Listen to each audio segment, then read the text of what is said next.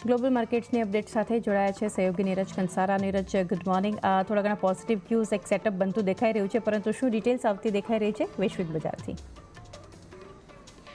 જી, આજે તો ઘણા સારા સંકેતો આપણને મળી રહ્યા છે. જે કમ્પેરેટિવલી આપણે છેલ્લા ગઈકાલે કે એના પહેલાંના અઠવાડિયામાં આપણે છેલ્લા 3-4 દિવસમાં જોયા હતા, ત્યાંથી તો આપણને આજે સારા સંકેત છે. અને આજે અમેરિકાના બજારમાં આપણે ગઈકાલે જે ક્લોઝિંગ જોવા મળ્યું, એક મજબૂતી સાથેનું ક્લોઝિંગ આપણને ત્યાંથી આવતું જોવા મળ્યું.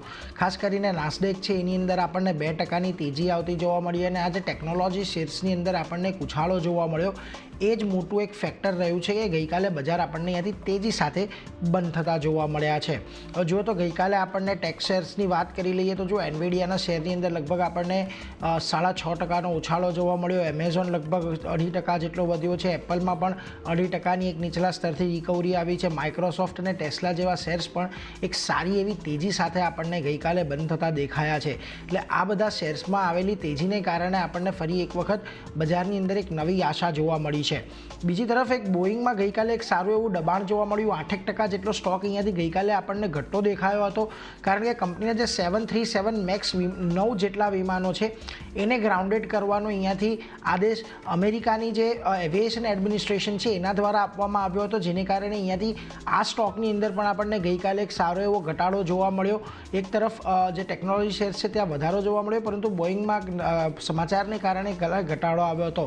આ બધાની વચ્ચે અમેરિકાના એક ફેડ ગવર્નર છે મિશેલ બોમન, એમણે હજી એવી વાત કરી છે કે હજી અહીંયાથી કોઈ વ્યાજદરોમાં વધારાની અહીંયાથી તેમને આશા નથી દેખાઈ રહી, પરંતુ વ્યાજદરો ક્યારે ઘટવાના શરૂ થશે એ પણ અહીંયાથી કહેવું મુશ્કેલ લાગી રહ્યું છે. પરંતુ જે યુએસ ફેડ છે પોતાના 2%ના જે મોંઘવારીનો લક્ષ્ય છે એની ઉપર અહીંયાથી આપણને એક કટિબદ્ધ રહેતું જોવા મળી રહ્યું છે, કમિટેડ રહેતું જોવા મળી રહ્યું છે. પરંતુ આ પરિસ્થિતિની અંદર વ્યાજદર ઘટાડો ક્યારે આવે એ શક્યતા નથી, પરંતુ વધારો નહીં આવે એટલું એમણે અહીંયાથી સ્પષ્ટ કરી દીધું છે. અને કદાચ આ સેન્ટિમેન્ટ પણ ગઈકાલે બજારની અંદર એક આપણને ફેક્ટરિંગ થતું જોવા મળ્યું છે. એટલે અહીંયા એક ખાસ ધ્યાન રાખીશું.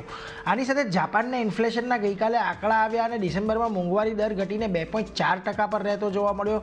નવેમ્બરમાં આજે 2.6%નો દર હતો, ત્યાંથી ઘટીને આપણને 2.4% પર આવતો જોવા મળ્યો. એટલે જો વૈશ્વિક સ્તરે અત્યારે જે એક હાઈ ઇન્ફ્લેશન એટલે કે ઊંચી મોંઘવારીને આપણને સમસ્યા આજથી વર્ષ પહેલાં જે નડતી હતી તે અત્યારે આપણને થોડી અહીંયાથી કૂલ ઓફ થતી દેખાઈ રહી છે. અને ખાસ કરીને સેન્ટ્રલ બેન્કો દ્વારા જે પગલાં લેવામાં આવી રહ્યા છે કે જેને આપણે મની ટાઇટનિંગ કહીએ છીએ, કે જેમાં વ્યાજદર વધારો કરવામાં આવી રહ્યો છે, એને કારણે આપણને આ થોડી અસર અહીંયા આવતી જોવા મળે છે. એટલે અહીંયા ખાસ ધ્યાન રાખીશું.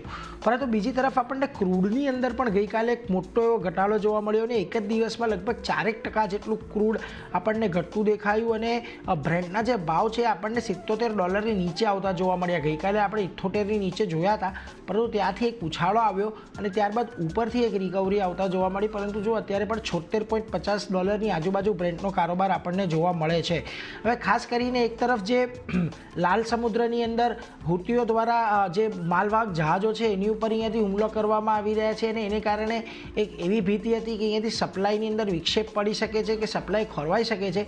પરંતુ આ બધી ચિંતાની વચ્ચે પણ બજારની અંદર પૂરતા પ્રમાણમાં ને જેટલો જોઈએ છે એનાથી વધારે સપ્લાય અહીંયા બજારની અંદર આવી રહ્યો છે. એટલે આ એક ખાસ કારણ બની રહ્યું છે કે જ્યાં આપણને ક્રૂડમાં અહીંયાથી ઘટાડો નોંધાઈ રહ્યો છે. આ બધાની વચ્ચે એક વખત એશિયાના બજારો પર પણ નજર કરી લઈએ તો આજે નિક્કેઈની જે શરૂઆત છે એ આપણને થોડી પોઝિટિવ ફ્રન્ટ પર રહેતી જોવા મળી હતી ખાસ કરીને. પરંતુ જે ચીનના બજારો છે હેંગસેંગ અને શાંઘાઈ, ત્યાં પણ થોડી ઘણી પોઝિટિવિટી સાથેનો કારોબાર આજે આપણને જોવા મળ્યો હતો.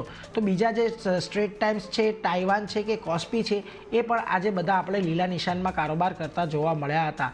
પરંતુ ખાસ જે મહત્ત્વના સંકેત આજે આપણને ગિફ્ટ નિફ્ટી તરફથી મળી રહ્યા છે એ વધારે ઇમ્પોર્ટન્ટ છે. ગઈકાલે આપણે ગિફ્ટ નિફ્ટીની અંદર જે નિફ્ટી ફ્યુચર્સની અંદરનું જે ક્લોઝિંગ હતું એ આપણને થોડું ઘટીને જોવા મળ્યું હતું, કારણ કે ગઈકાલે આપણા બજારમાં પણ એક ઉપરના સ્તરેથી સારી એવી નફા વસૂલી આવતી જોવા મળી હતી.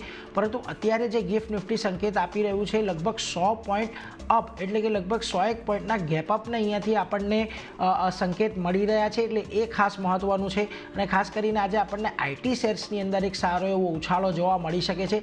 અને છેલ્લા કેટલાક દિવસથી ચારની આપણે જે વાત કરી રહ્યા છીએ કે બજાર અહીંયાથી એક રેન્જબાઉન્ડ કારોબારમાં રહી શકે છે. એટલે એ જ રેન્જની અંદર આજે આપણને ફરી એક વખત કારોબાર થતો જોવા મળી શકે છે. પરંતુ ઓન પોઝિટિવ ફ્રન્ટ આજે આપણને ઓપનિંગ જોવા મળશે.